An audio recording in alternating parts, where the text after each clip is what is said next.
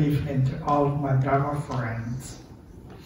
And I'm so honored that the presence of the High Venerable Nun, Suko Yatwing. She came to the class, so it was kind of surprised me. So, anyway, earlier today, oh, by the way, your name again, please? Julie. Julie. Welcome, Julie. Thank you. Welcome to the Suffering Club.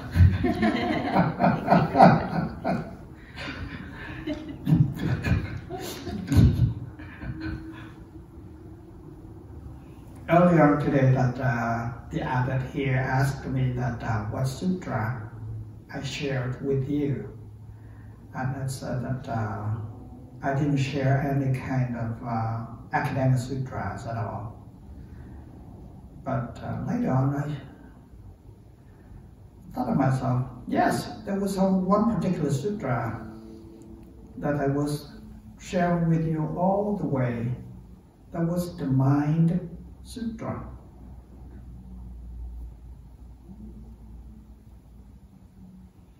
And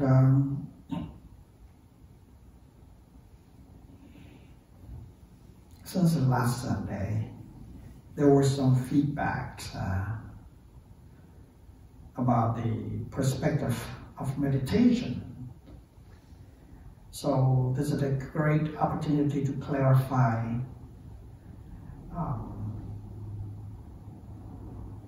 what it was about, so we don't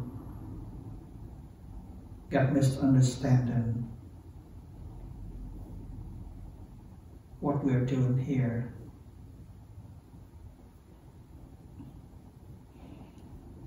We're here not to turn ourselves into a walking stone.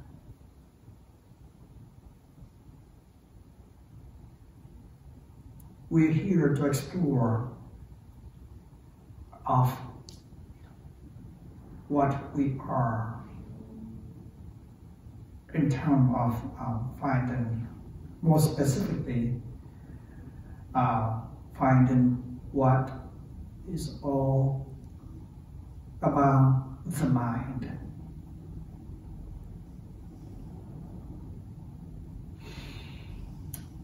Once, the great master Ajahn, after finishing the rain retreat, so lay people came afterwards before requisites,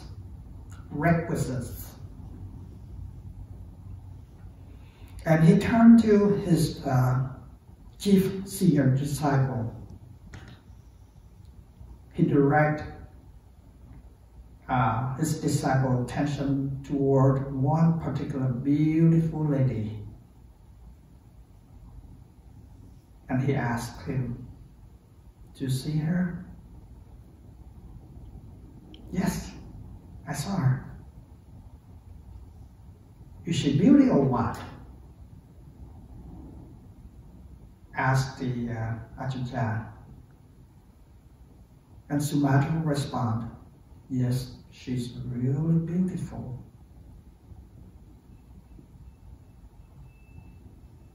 And he pressed on, "Do you want her?"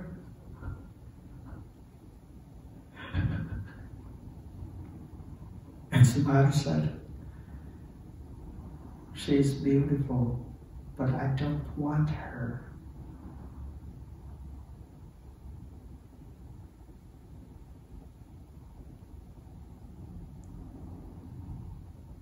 We're here to start a meditation to understand how the mind works, not to suppress the significance mental of discernment, we recognize what is beautiful, what is ugly, what is attractive, what is not attractive out there.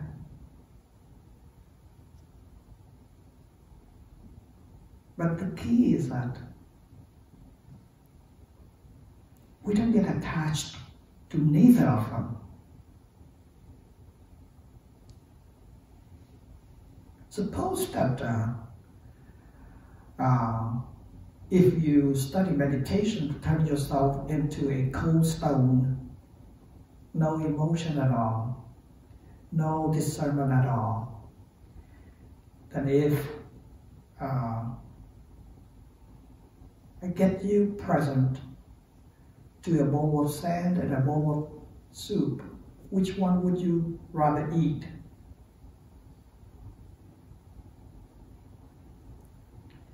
So the discernment is a essential factor of the mind. We have to know what is good, what is bad, and it depends on the choice. Don't turn yourself into a stone.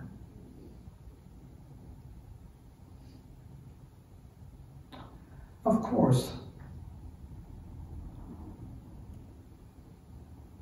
that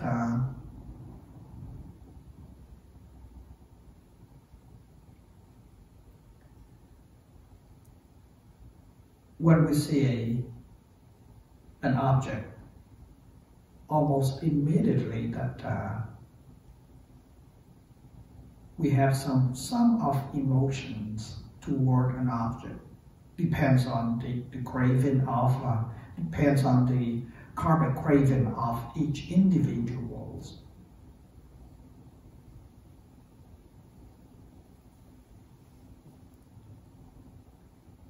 Is it wrong to be emoted? Is it wrong to be non-emoted when we are facing with an object? No, it doesn't matter. It's just a mental process of a yogi, of a meditator.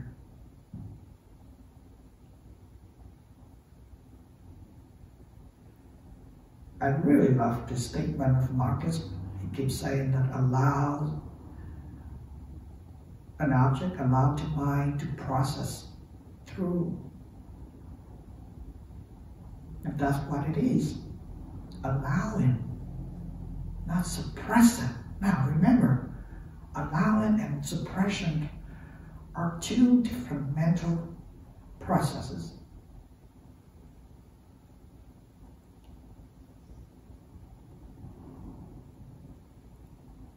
What do we allow? We allow for whatever it is right here arising.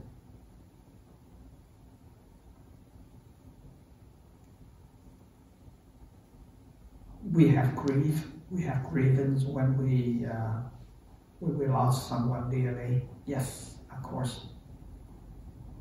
And then the question is that how to avoid grieving, and that might be a wrong direction.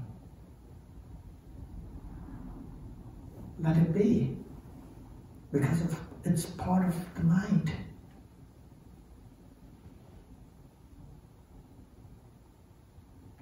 Until we understand what mind is, the whole spectrum of the mind, then depends on how the mind reacts to the situation. It might not be emotional, or it might be emotional. It doesn't matter, because it is all the work of the mind. So we should not be care.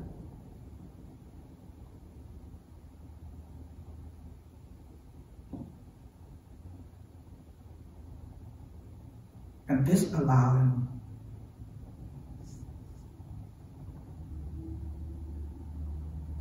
be.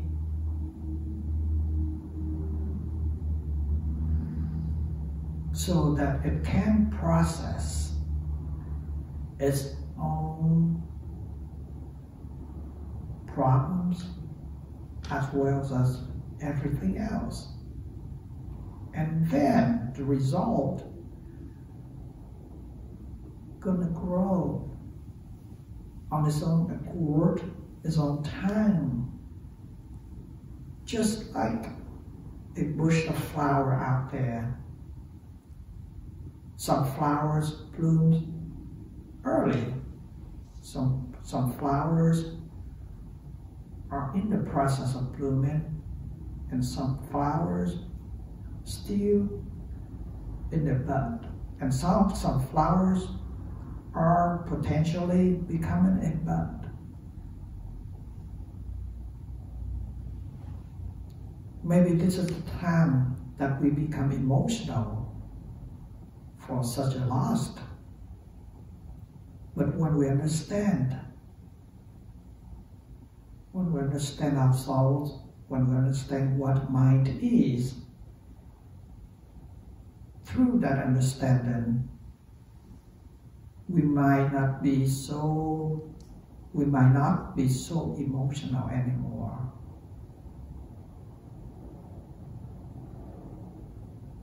And that's what meditation is.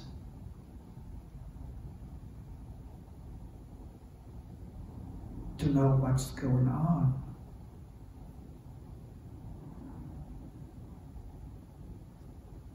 After all,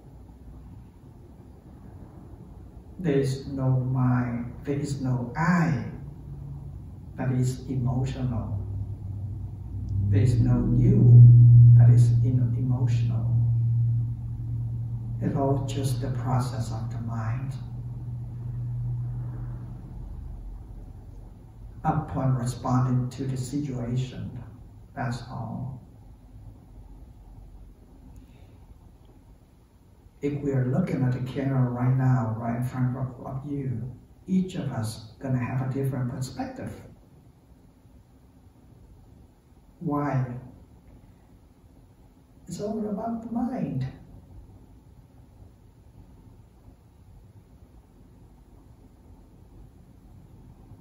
We all have the same elements of the mind, but it's a different combination, that's all. That's all. Some hate pizza. Some love pizza just like I do. Thank you for pizza. So, and how do we come to understanding that? Through observation. All we need is just to sit down, observe what's going on, like at the last half an hour that we sat. We withdraw ourselves internally and we observe.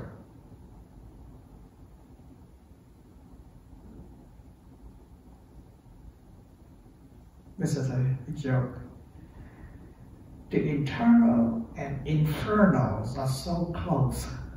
So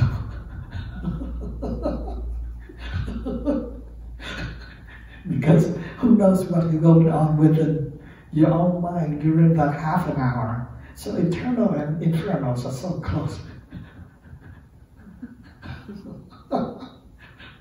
Inferno is a hell. See that? Mind has its own nature.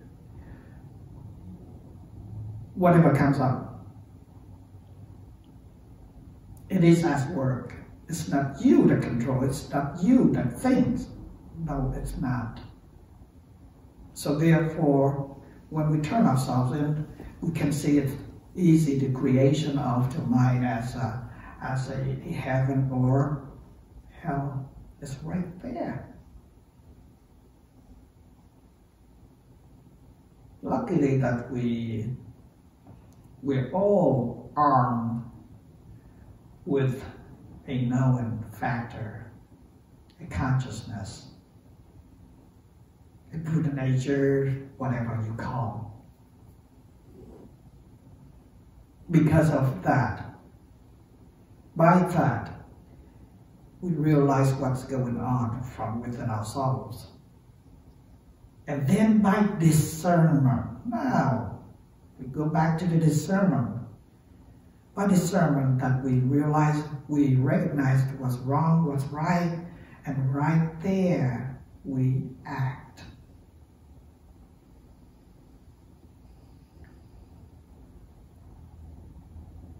So it's good to see the differences, to recognize, to realize the differences.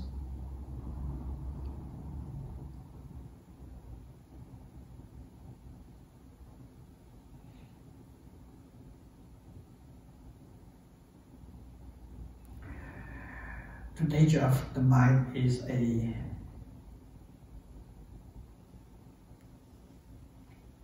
big mixing pot. So many goodnesses, as well as so many terrible things. Just look around. You don't have to observe yourself. You just observe outside and you see that all the bad and the good and the ugly and the beauty. Where does it come from? From the mind.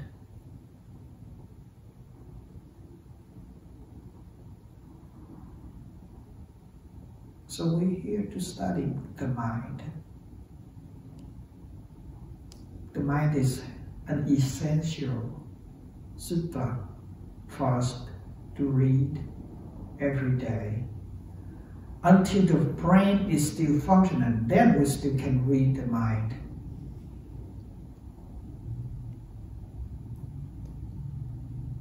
The mind is a living sutra. We can read it forever, ever, and ever. Academic sutra has an end, with an opening, and then at the end, we close the chapter, we close the book, and it's end. But the mind has no ending, even in deep sleep. So we study the mind. And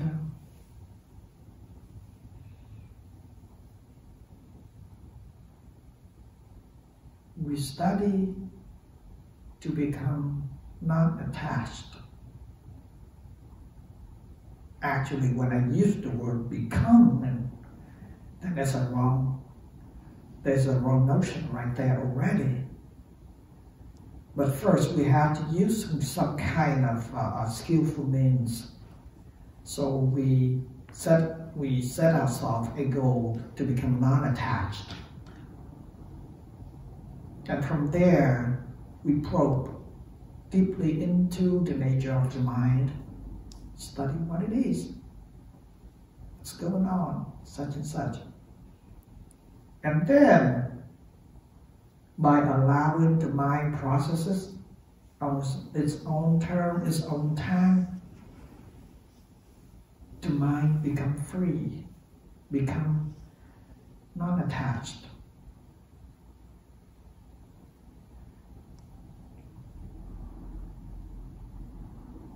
We don't misunderstand ourselves with atheists. Because as we approach more toward non-attachment, compassion and love grows, as well as happiness. This one is recognized and promoted by great masters. Now, it's not only Buddhist masters, no. All the masters of the different religions that they promote that, they keep saying the same thing. So nothing can go wrong with that. if we study non-attachment, and then somehow we have a tendency to be unhappy, that there's something wrong. We have to recheck ourselves.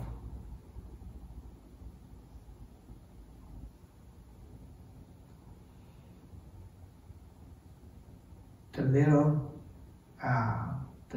less attachment, the less happy we are. The more of non-attachment, then the more happier we are. And the total non-attachment, then we are happy totally.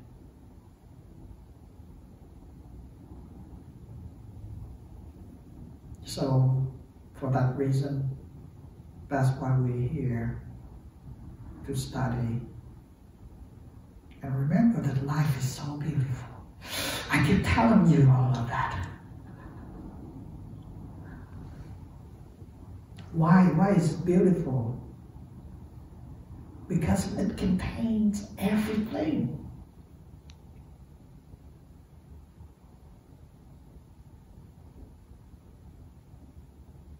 The good, the bad, the uglies, the beauties. That is the beauty of the mind. We don't exclude ourselves with one thing that we desire. That's not fair. The fairness is that it happens.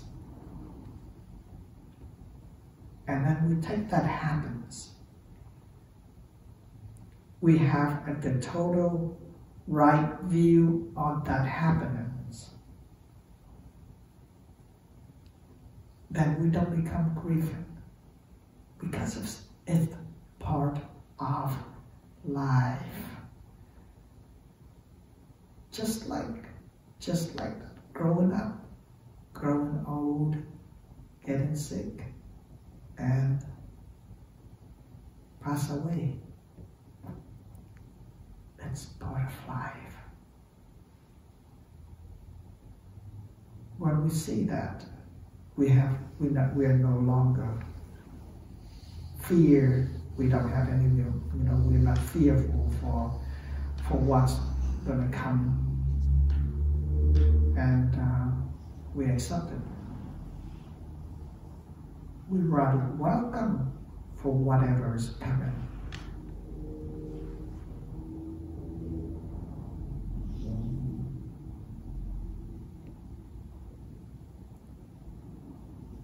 So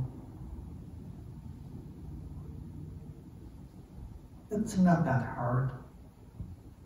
Just change the perspective, and life will become easier.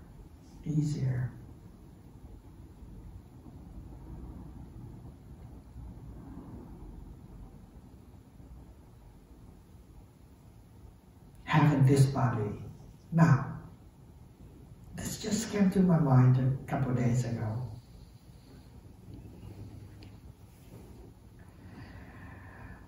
We can experience happiness only if we have this body. Remember, happiness has something to do with sensation. And without this body, there's no sensation. If there's no sensation, then there's no happiness. So as long as we still have this body, please be happy. Because remember that when we sleep, after that we go into the deep sleep, we totally lost the sensation of our body. Is there any happiness of that? No. But when we wake up, we regain sensation, that we can experience happiness, of course, as well as suffering too. So,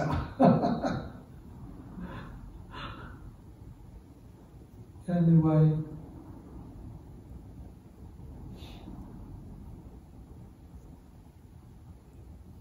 don't expect anything. The first expectation is that Just like that you pose a question, how, it's okay. But now, when you have that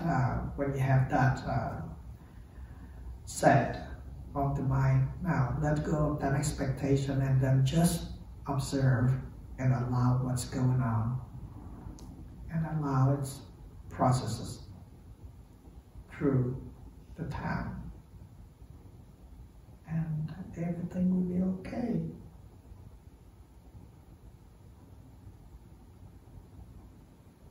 Will be okay internally, even will be okay infernally.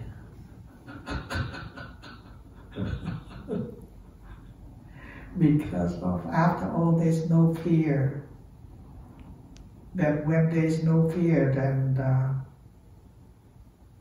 infernal is no problem.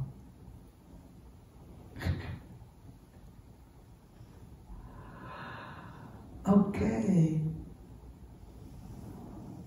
Please do share what you think.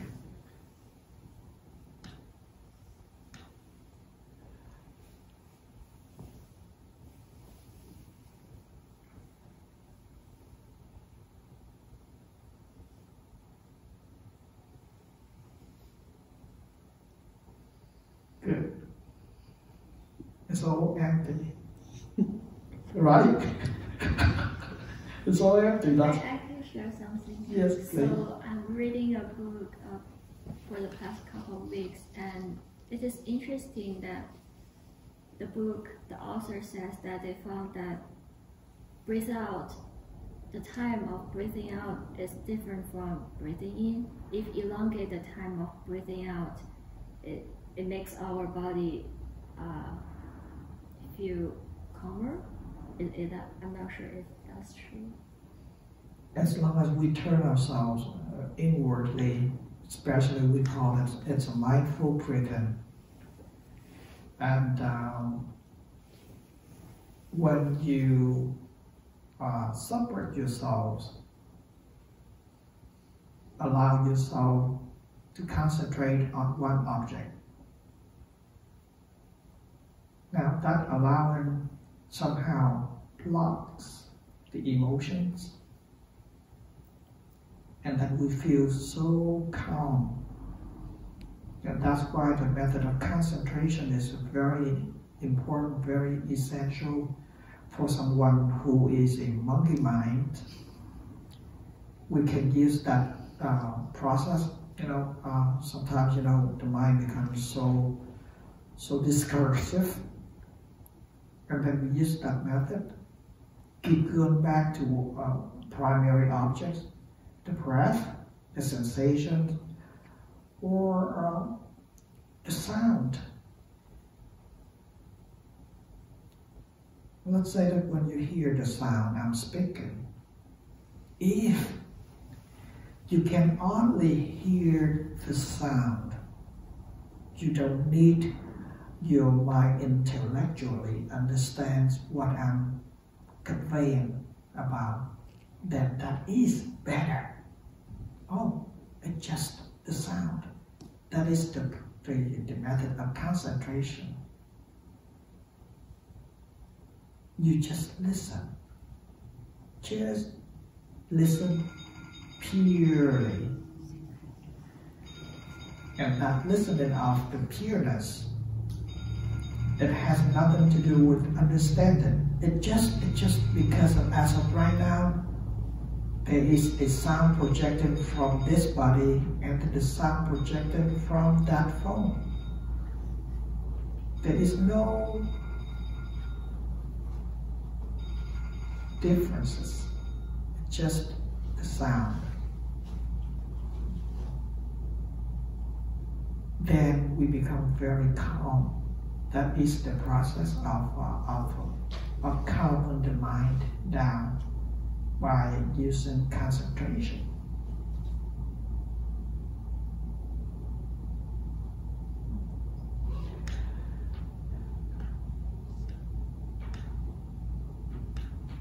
I have a question. Please. So the more frequently you meditate, it trains your mind to be calmer when you're not meditating. Is that true? Like, because I have monkey mind really bad, so. That's true. So the more I'm consistently doing it, I will be not all over the place while I'm awake or alert. Yes. At first, we use effort to calm the mind down. And then naturally, eventually, the mind becomes acquainted, the mind becomes accustomed, and then we see that it's going to calm itself down. Yes. And then gradually that we come to the point that we don't need to use effort. And now we go to the second stage that we allow it to go without any reaction, because of the mind is very playful. Itself is very playful, and then when we try to calm it down, if you can experience that when we meditate of calming the mind down during sleep, we dream a lot because of that suppression. Now, during the sleep, there's no suppression anymore. So, its playfulness become exploded, and then we dream a lot. But it's okay. It's okay. This is part of understanding of what mind is. And then when we gain some experience of meditation, then we begin to allow what's going on. Because we know that the impermanence, we know that this is how the mind is. It presents itself in this kind of formation.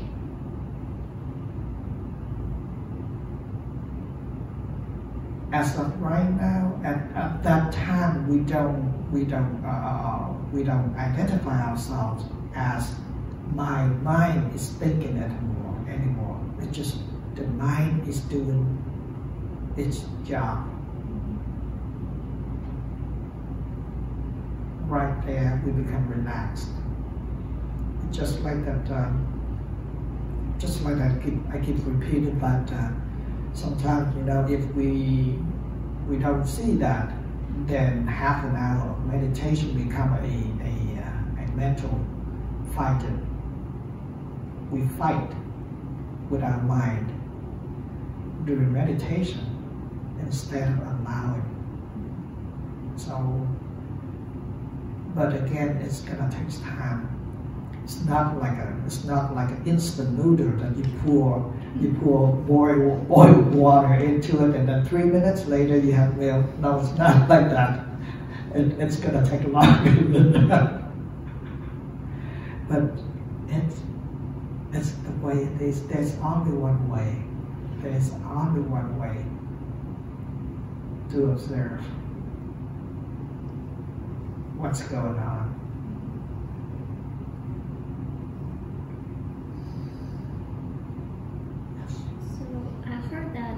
If we do meditation good enough, then we can let our heartbeat decrease even lower than when we are sleeping. And then our brain can create a wave similar to when we are sleeping. So what do you think about the relationship between heart and mind? Is heart has greater energy field than mind? It has been quite a long time that I don't know if any of you watched this show. A man, I think it's X Factor or something. The man that on stage proving himself that he can stop the heartbeat for 30 seconds. If any of you watched that one, you watched that. Does he want to put himself in a box and then show that he can slow down his heart rate? They have the medical staff ready, the doctors ready, and then they monitor the heart rate, and then slowly the heart stops for like 15-20 seconds, and then he made his heart become alive again. And the other thing, there was his fiance was right there, and his fiance was really emotional when he went into the trance, and then when it came out, when he went through that, and she was so happy, and he was so happy. Honey, I love you, honey, I love you, I love you. I remember that. So I have no idea that how he did that, but to me, it's that kind of thing is very childish.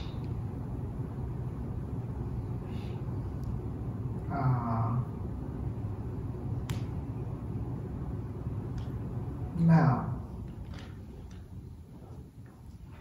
in the process of meditation, someone can actually slow down the metabolism. When the metabolism is slow enough, then the heartbeats become slower, slower, slower, and the heartbeat and the brain waves has something to do together. This is very scientific, so nothing special. Any experienced yogis, meditators can do that easily. Yeah, it's just like that.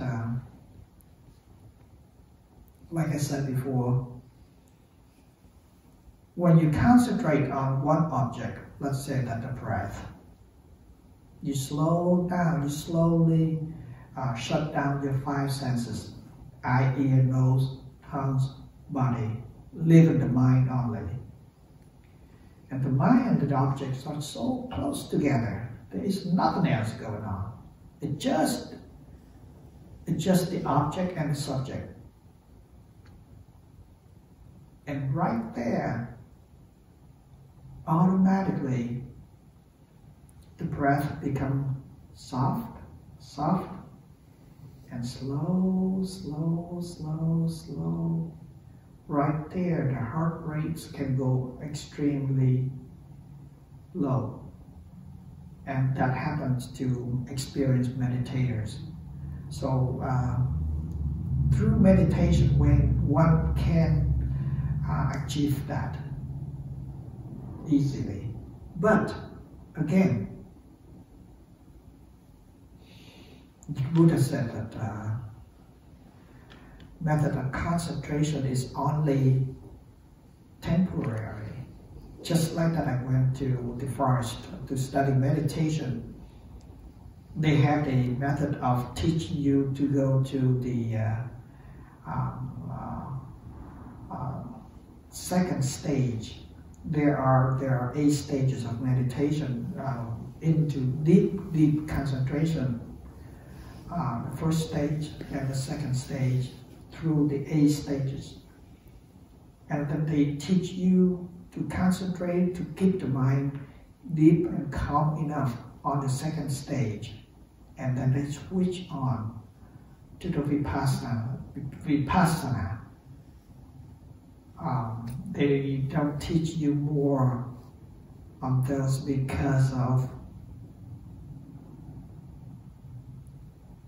the process of concentration, or the achievement of concentration doesn't bring wisdom, which doesn't give you any happiness, because of actually you are achieving almost like the highest stage of concentration every time you go into deep sleep.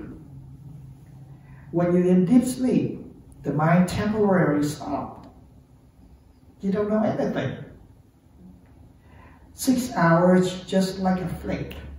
See that? Oh, I slept like a log. I slept and then I woke up. When I woke up, it has been 6 hours already. So there's nothing. It's people don't recommend the method of concentration a lot, as well the Buddha said. It doesn't give you any wisdom, but it allows you to calm the mind down, and then we switch to the observation. So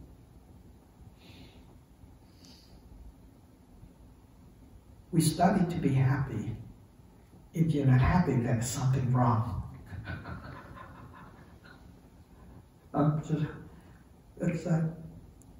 It's like a, why not be happy? Why not? I don't know why. Why not be happy? Because of it's a waste. Look, beside two of you, maybe we find Sophia too. 3 of you. We're not any younger. For myself, and the remaining times I wanted to be happy. So we study meditation to be happy, not to prolong this body, not to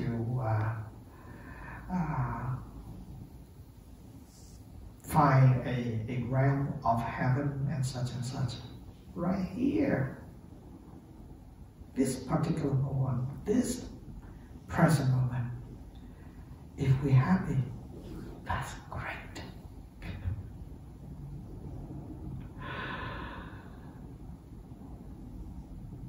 Please do share.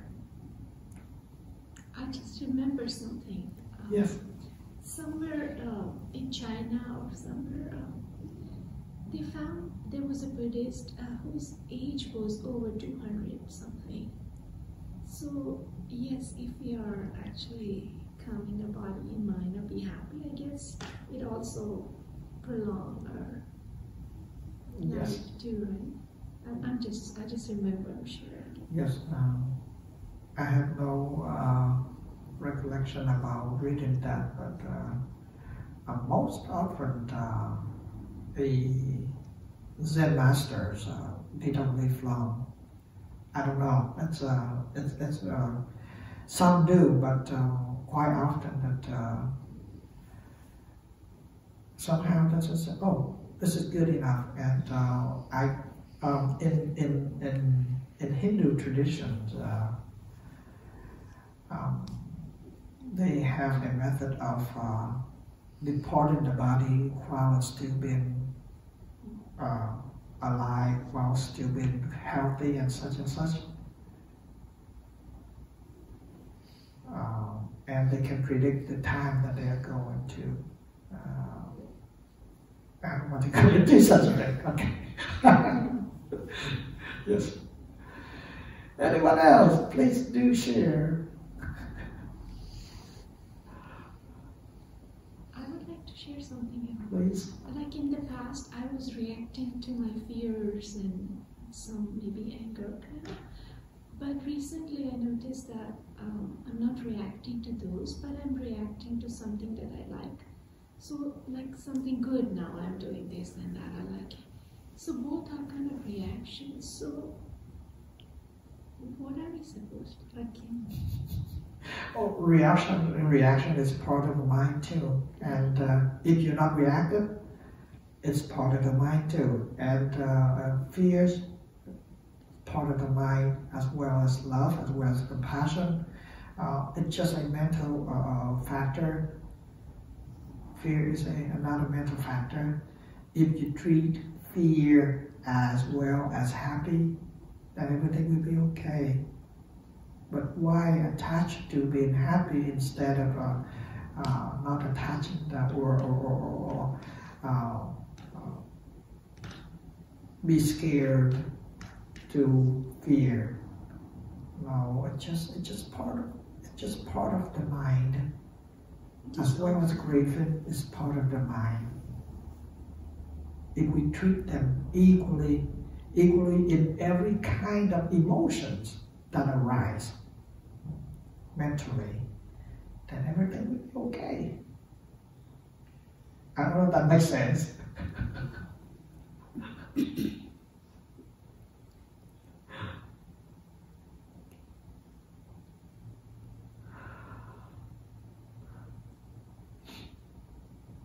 So, Sika, share something? Not yet. Not yet. Not yet. Okay, that's good. That's part of the mind too. Not yet. Yeah, it's all part of the mind. Not, it's all about it. I don't know if I'm so obsessive to the mind too much that everything I see is about the mind. So maybe I'm wrong. So I don't know. But if I'm wrong, that's part of the mind too. And if I'm right, it's part of the mind too because of it doesn't matter. So.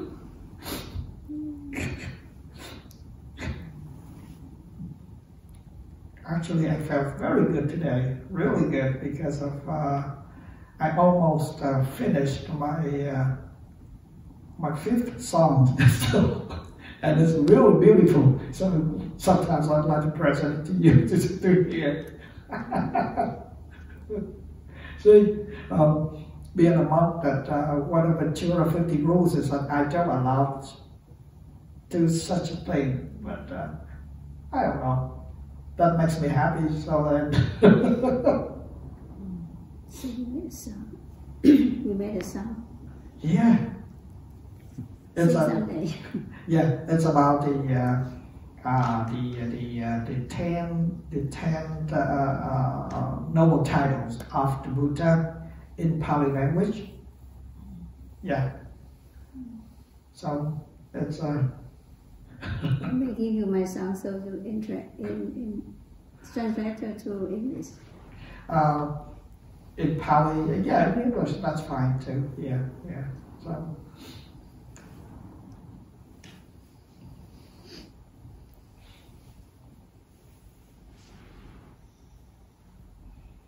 May you become free from suffering.